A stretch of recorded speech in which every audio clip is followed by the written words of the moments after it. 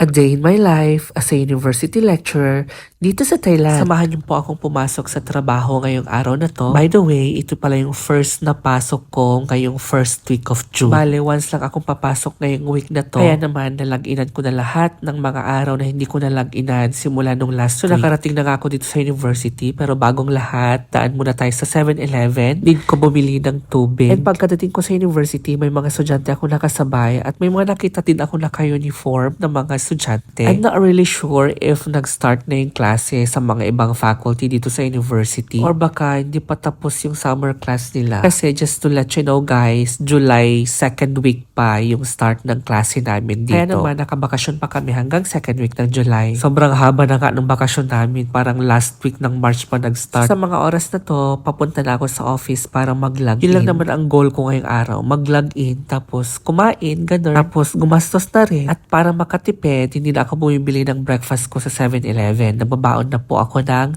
overnight oats. So after ko kumain ng breakfast, ayun, upo-upo lang, computer, kunwari, ganun. Tapos, mga around 12:20 or 12:30 siguro, bumili na ako ng lunch ko. Bali, kapag hindi ako nakapagbaon ng food for lunch, ang budget ko dapat ay 50 baht lang.